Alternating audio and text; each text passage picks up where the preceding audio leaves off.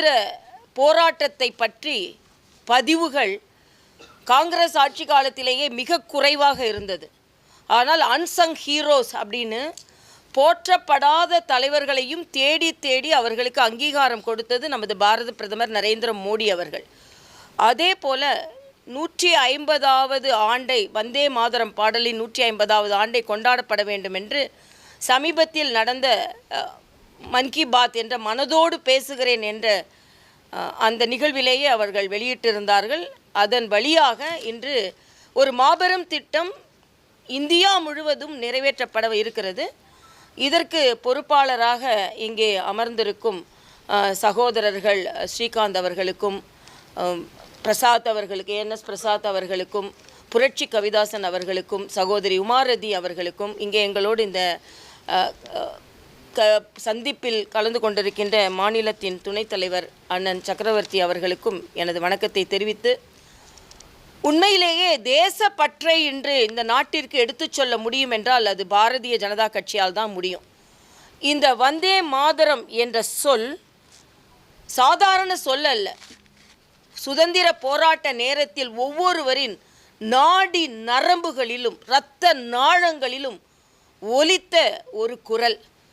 இது வங்காளத்தில் முதலில் ஒலிக்கப்பட்டாலும் தமிழகத்தில் பாரதியாரின் வந்தே மாதரம் என்போம், எங்கள் மாநில தாயை வணங்குவோம் என்போம் என்ற இந்த வரிகள் மிக மிக முக்கியமான வரிகள். அதனால் இன்றைய காலகட்டத்தில் நாங்கள் அவர்களை வணங்கி இந்த நிகழ்ச்சியில் என்னென்ன செய்ய போகிறோம் என்பதை நாங்கள் இங்கே சொல்கிறோம். ஏனென்றால் இதில் தாய் மண்ணே வணக்கம் என்பது தான் இதன் முக்கியமான பொருள். இதில் பாரதியார் தாயையும் வணங்கினார், மாநிலத்தையும் வணங்கினார். அதுதான் தேசியம். மாநிலத்தை வணங்கிவிட்டு தேசியத்தை மறப்பது நாட்டு மக்களுக்கு, மாநில மக்களுக்கே கொடுக்கும் அதிகாரம் அல்ல, அநீதி. ஆக தேசியத்தோடு ஒன்றிய மாநில அதிகாரத்தை தான் நமது தேசியமும் கொண்டாடியது, இன்று பாரதிய ஜனதா கட்சியும் கொண்டாடுகிறது. ஆனால் திராவிட முன்னேற்றக் கழகம் அவர்கள் பலம் பெற்ற காலத்திலிருந்து தேசியத்தை பற்றி பேசினாலே ஏதோ அது தவறு என்றும், காங்கிரஸ் கட்சி தேசிய பாடல்களில் அதில் நாட்டில் பெரும்பான்மையான மக்கள் கும்பிடும் துர்கா அம்மை போன்ற பெயர்களெல்லாம் இருந்தால் உடனே அதற்கு எதிர்ப்பு தெரிவிப்பதும், உவேசி போன்றவர்கள் எல்லாம் இந்த பாடல் இந்தியா முழுவதும் பள்ளிகளில் பாடப்பட வேண்டும் என்ற குறிப்பு கொடுத்தவுடன், இவர்களெல்லாம் இதற்கு எதிர்ப்பு தெரிவித்தவுடன் காங்கிரஸ் உடனேயே இதை அதிகாரப்பூர்வமாக முழுவதும் பாட வேண்டாம் என்ற ஒரு சொல்லையும் சொன்னது மட்டுமல்ல, அவர்கள் மாநாடுகளிலேயே இந்த பாடல் பாடப்பட வேண்டும் என்று சொன்னபோது அங்கே உள்ள மாற்று மதத்தினர் இதை தேசிய பாடலாக பார்க்காமல் இதை ஒரு மத பாடலாக பார்த்து அதற்கு எதிர்ப்பு தெரிவிக்கும் பொழுது காங்கிரஸ் பின்வாங்கியதையும் நாங்கள் இங்கே எடுத்து சொல்ல வேண்டும்.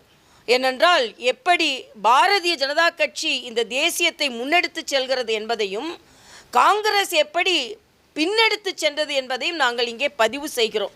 ஆக இன்றைய இளைய தலைமுறைக்கு இந்த தேசிய பாடலை பற்றிய ஒரு புரிந்துணர்வு இருக்க வேண்டும், கொண்டாடப்பட வேண்டும் என்பதற்காகத்தான் பாரதிய ஜனதா கட்சியின் சார்பில் மரியாதைக்குரிய பாரத பிரதமரின் ஆலோசனையின் பேரில் 7ஆம் தேதி 8ஆம் தேதி மிக பிரம்மாண்டமான விழாக்களை நடத்த இருக்கிறோம்.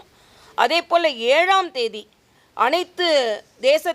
அனைத்து நமது பாரத தேசத்தை சார்ந்தவர்கள் தேசிய ஒருமைப்பாடு என்ற ஒரே குடையின் கீழ் ஒன்றிணைக்க வேண்டும் என்பதற்காக 7ஆம் தேதி வந்தே மாதரம் அச்சிடப்பட்ட அட்டைகள் வழங்கப்படும்.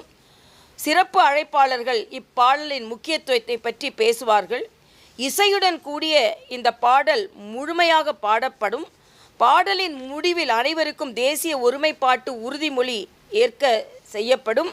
நிகழ்ச்சி முழுமையும் புகைப்படம் மற்றும் வீடியோ பதிவுகளாக கலந்து கொண்டோரின் தகவல் குறிப்புகளோடு பத்திரிகைக்கும் உங்களுக்கும் கொடுக்கப்படும், மக்களுக்கும் சொல்லப்படும், எங்கள் தலைமைக்கும் அனுப்பப்படும். ஏனென்றால் இது அந்த அளவிற்கு பதிவு செய்யப்பட வேண்டும் என்ற ஒரு காரணம் இருக்கிறது. தேசிய கொடியோடு இந்த நிகழ்ச்சி நடத்தப்படுவது கூடுதல் சிறப்பு. ஏனென்றால் இதில் கட்சி கொடியை நாங்கள் பயன்படுத்த மாட்டோம், தேசிய கொடியை நாங்கள் பயன்படுத்துவோம். அதே மாதிரி நவம்பர் 8ஆம் தேதி 15ஆம் தேதி வரை விழாவின் கொண்டாட்ட அமைப்பு முறையாக வந்தே மாதரம் பாடல் இதே தான் அச்சிடப்பட்ட அறிக்கைகள். ஆனால் 7ஆம் தேதி மிக பிரம்மாண்டமான விழாக்கள் நடத்தப்பட இருக்கிறது. அதில் முழுமையாக இளைஞர்களோடு, நாட்டுப்பற்று மிக்கவர்களோடு, எல்லா கட்சியை சார்ந்தவர்களோடும், இதில் நான் திராவிட முன்னேற்ற கழகத்தை சார்ந்தவர்களும் வந்து பாடணும். ஏன்னா எனக்கான ஒரு நாள் வந்தே மாதரம் என்ற சொல்லை அண்ணன் ஸ்டாலின் உச்சரித்திருப்பாரா என்று நானும் ஒரு நினைவு தெரிந்த காலத்திலிருந்து தமிழ்நாட்டில் தான் இருக்கேன். ஆக இன்று நீங்கள் இந்த சுதந்திர காற்றை சுவாசித்து கொண்டிருக்கிறீர்கள் என்றால் அதற்கு காரணம் இந்த வகைய பாடல்கள், இத்தகைய போராட்டங்கள். இன்றைக்கி நீங்கள் சுதந்திரமாக, அது எந்த கட்சியை சார்ந்தவர்களாக இருந்தாலும் சுதந்திரமாக நடமாடி கொண்டிருப்பதற்கு காரணம் இத்தகைய போராட்டங்கள். அதனால் கன்னியாகுமரியில் காந்தி மண்டபம் அருகில் சகோதரி உமாரதி, எங்கள் முன்னாள் மகளிரணி தலைவி, இந்நாள் தேசிய பொதுக்குழு உறுப்பினர் திரு உமாரதி அவர்கள் இந்த நிகழ்ச்சியில் கலந்து கொள்வார்கள். அதில் வந்து அவர்கள் அதை இயக்குவார்கள். மரியாதைக்குரிய அண்ணன் பொன் ராதாகிருஷ்ணன் அவர்கள், முன்னாள் மாநில தலைவர், முன்னாள் அமைச்சர் பொன் ராதாகிருஷ்ணன் அவர்களும், எங்களது மூத்த தலைவரும் சட்டமன்ற உறுப்பினருமான MR காந்தி அவர்களும் இதில் சிறப்பு விருந்தினர்களாக கலந்து கொள்வார்கள். ஈரோடில் அங்கே திரு சதீஷ் அவர்கள் அதற்கு பொறுப்பாளராக இருப்பார்கள். மரியாதைக்குரிய எங்களது சட்டமன்ற உறுப்பினர் அக்கா சரஸ்வதி அவர்கள் அதில் கலந்து கொள்வார்கள். சேலத்தில் ஹரிராமன் அவர்கள் இதில் பொறுப்பாளராக இருப்பார்கள். மரியாதைக்குரிய எங்களது மாநில தலைவர் நயினார் நாகேந்திரன் அவர்கள் கலந்து கொள்வார்கள். செஞ்சிக்கோட்டை, இது வந்து நமக்கு மிக மிக முக்கியமான ஒரு கோட்டை.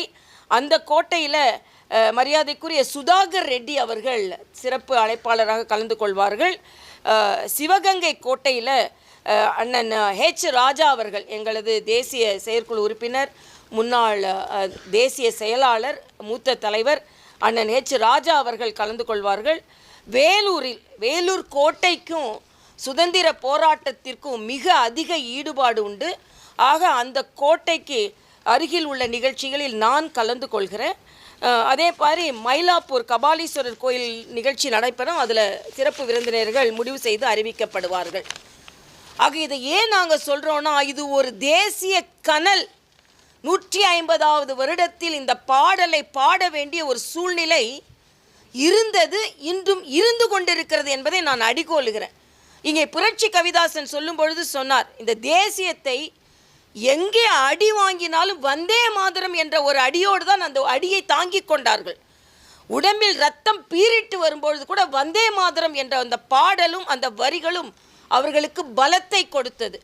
அதே போல இந்த 150வது வருடத்தை நாம் ஏன் கொண்டாடுகிறோம், அதுவும் தமிழகத்தில் நாங்கள் இன்னும் தீவிரமாக ஏன் கொண்டாடுகிறோம் என்றால், இன்று இன்னொரு தேசிய போராட்டத்தை எதிர்கொள்ள வேண்டிய நிலையில் தமிழகம் இருக்கிறது.